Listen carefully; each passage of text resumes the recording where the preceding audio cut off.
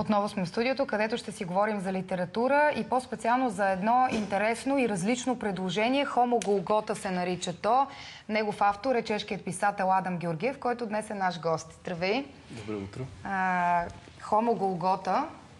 От заглавието разбираме, че става въпрос за хомосексуална насоченост. Така ли е в трилогията, доколкото разбрах? Веднага ли се разбира, че става от заглавието? От думата хомо така си, вероятно, човек си вади извода. Значи стана добре, защото ние избрахме това заглавие специално за българско издание, защото на чешки и на полски също се казва по друг начин.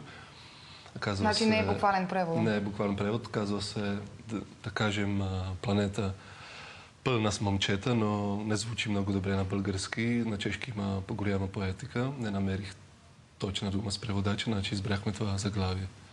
И се радвам, че веднага се разбира за какво става дума. Добре, може ли, извинявай, Яна, да обясниш само корицата? Тъй като е много интересна, ще я покажа сега и на... И покажи и от друга страна. Да, ще я завъртя и наобратно. Също. Това е сърце, сурово месо в форма на сърце. Така, и като отворя, това е тава, черното е тава на фурна. Да, точно така. Какво трябва да олицетворява това? Ти ли избра или просто с стилистите, които са правили обложката? Аз имах от издателство Жана 45 няколко предложения за корица и тази веднага се избрах. Защо? Защото много ми харесва и... Какво олицетворява? Нещо специално ли това сърце от месо? Просто като идея дизайнерска много ми харесва и... Не се крие някакво специално послание? Ами Камелия Тодорова, която стана кръстница на тази книга, когато я видя, попита, толкова ли е жестока книга? Жестока в добрия смисъл или в лошия? Ами... И в двата. Добре, Адам, преди малко си говорихме с теб, спомена, че книгата вече е бестселър в Чехия и в Полша. Какво разказва тя и защо реши, че и на българския пазар ще се продава толкова добре? Ами не реших, че ще се продава толкова добре. Но искаш да я предложиш на българите. Баща ти е българин, само да кажем на зрителите. Това предлага издателство. Жена 45, то е решило, че за тях е подходяща книга за портфолио и че им харесва и искат да я издават на български. С какво печели според теб книгата? Книгата печели, така както имам реакции от читатели и от първите читатели в България, с това, че се чете на един дъх и тя някак си има едно качество, което даже аз не знам как го постигнах. Тя привлича читателя, че той иска да я чете и не иска да приключи. Даже искат повече. Още. И ме питат, вече в България ме питат дали ще излизат втора и трета част. Да, това е част от трилогия, доколкото разбрахме. Това е първата част. Все пак за какво точно става въпрос? Ами, има един социологичен образ, както казват най-много рецензии от Полша, социологичен образ на живот на млад гей в голям град. Значи, главният герой, той обиколи гей клубове в Прага, Берлин, Лондон, Мадрид. По целия свят. И какво се случва с него? Какво се случва с него? Ами той слиза в един ад. Също в полска рецензия писаха, че това е модерен вариант на божествена комедия на Данте. Защото главният герой, като един Вергилий, слиза с читателя в ада. Защото тези гей клубове и този гей лайф е просто един ад. За кого?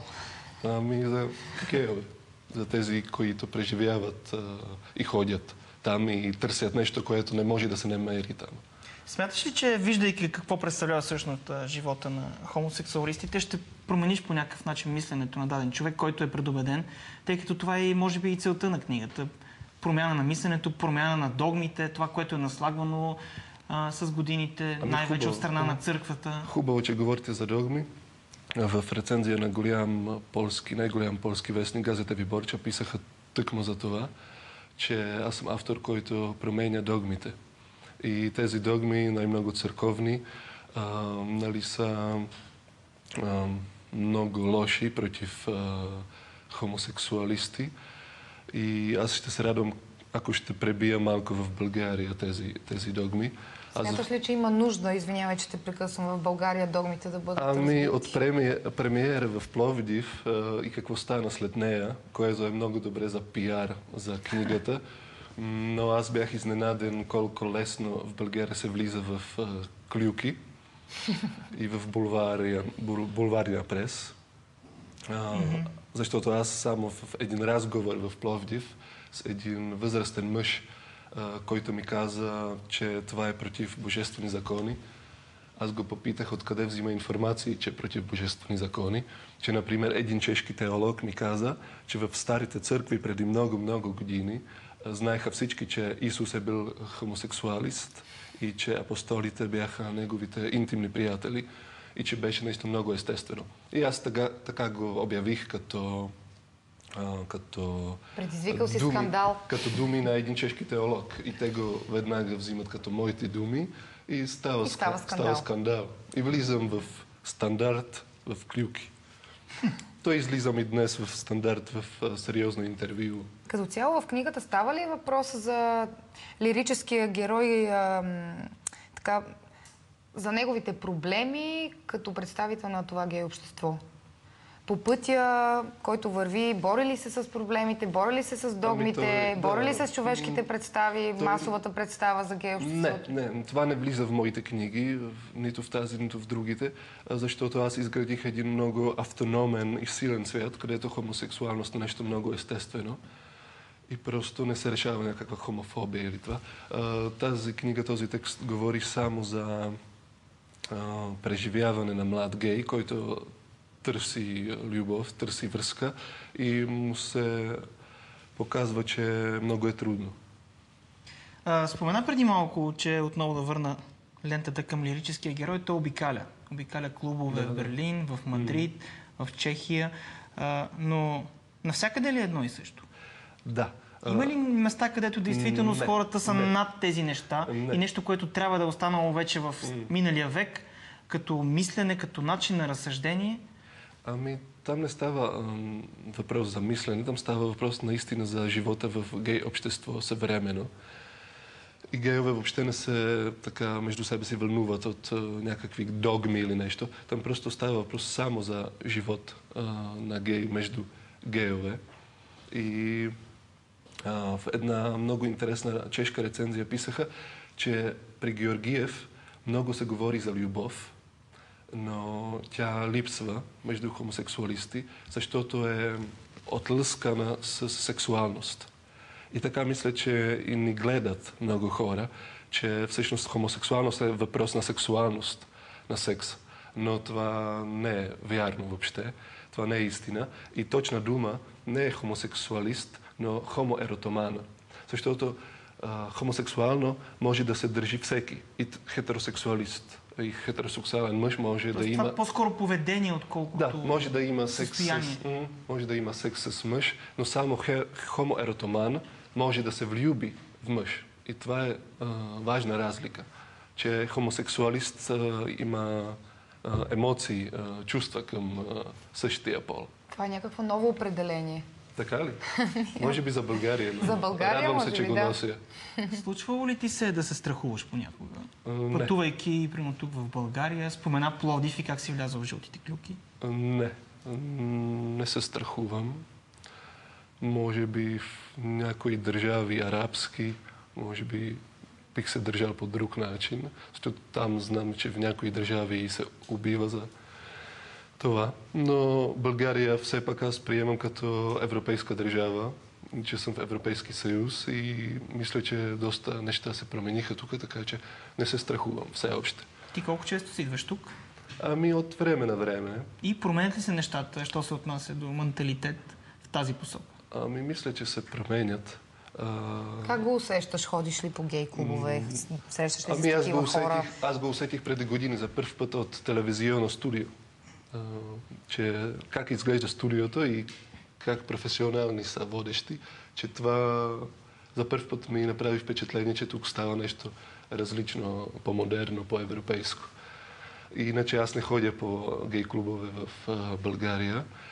Само веднъж влезнах да погледна, така от професионална гледна точка.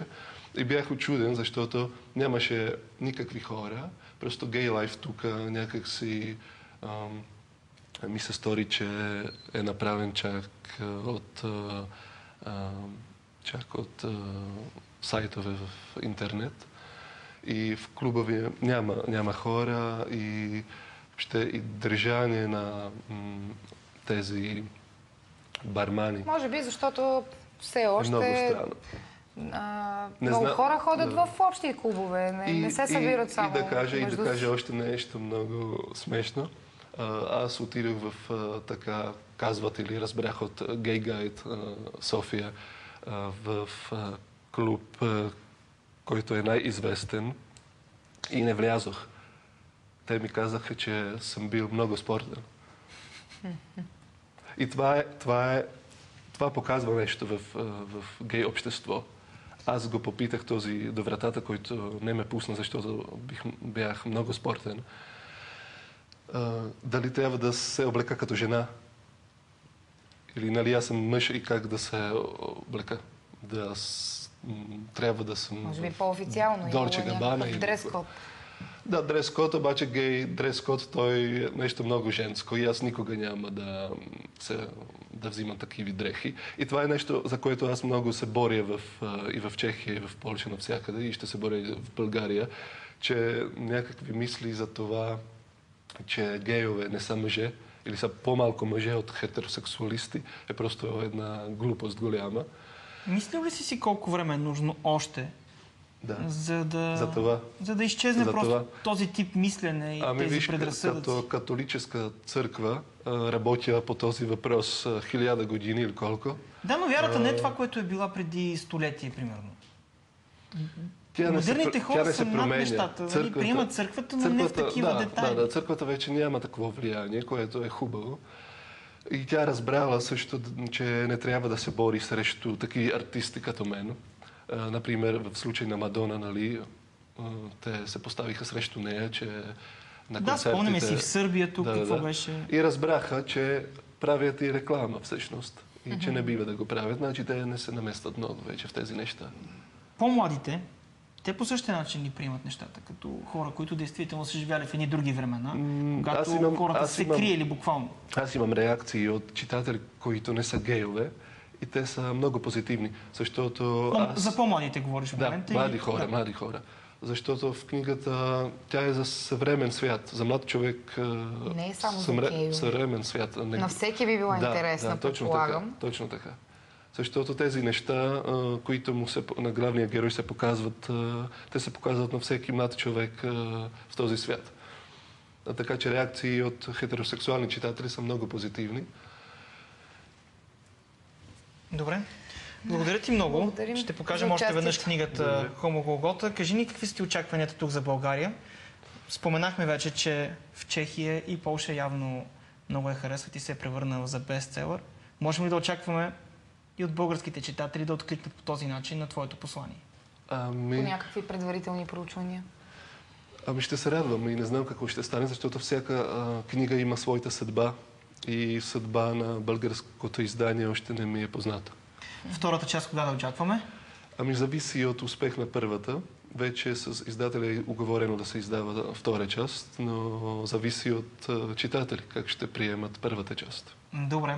Хомо Голгота, първа част от една трилогия, която надяваме се да успеем да видим в целия ти вид тук на българския пазар. Всичко зависи от това, от вас, читателите. Това поне е мнението на нейният автор Адам Георгиев. Много ти благодаря за това гостуване. И аз за поканата. След малко продължаваме с четвъртата поредна инициатива София диша. Повече подробности само след няколко минути тук в студиото.